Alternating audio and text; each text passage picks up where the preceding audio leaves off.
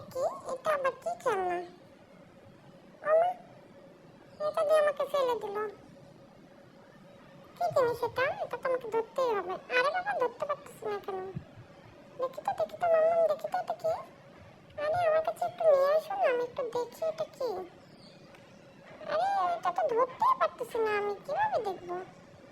বাবা, আমার এগুলো ভয় লাগে, আমি একটু লুকাই থাকি, আমি এগুলো ধরতে পারবো না।